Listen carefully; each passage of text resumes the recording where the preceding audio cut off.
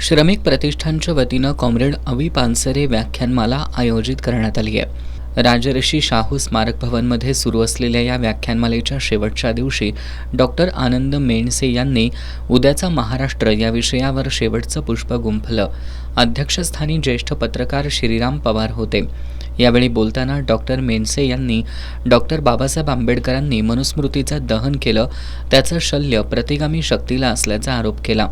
विरोधकांना पुन्हा मनुस्मृतीवर आधारित समाज रचना करायची आहे। यासाठी कर्मकांडाच्या नादी लागलेल्या समाजाला लढाऊ बनवणं गरजेचं आहे। डॉक्टर बाबासाहेब आंबेडकर यांच्याबाबत केंद्रीय गृहमंत्री अमित शहा यांनी केलेलं वक्तव्य अनावधानानं मुळीच केलेलं नाही, तो एक षडयंत्राचाच भाग आहे। महात्मा गांधी, जवाहरलाल नेहरू आणि डॉक्टर बाबासाहेब आंबेडकर या महापुरुषांना विरोधकांकडून खलनायक ठरवलं जातंय। यासाठी या विरोधकांची स्वतंत्र टीम काम करत असल्याचं डॉक्टर मेणसे यांनी सांगितलं। महाराष्ट्रात जातीय दंगली होत आहेत, दलितांवर अत्याचार होत आहेत, सार्वजनिक क्षेत्रात खाजगीकरण केलं जातंय। त्यामुळे प्रतिगामी शक्तींचा प्रभाव वाढत असून त्यांच्या विरोधात पुरोगामी शक्तींनी एकत्र येण्याची गरज आहे।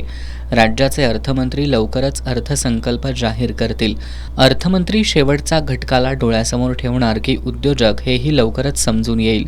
राज्यातील IT क्षेत्राची स्थिती सुद्धा गंभीर असल्याचं डॉक्टर मेणसे यांनी सांगितलं।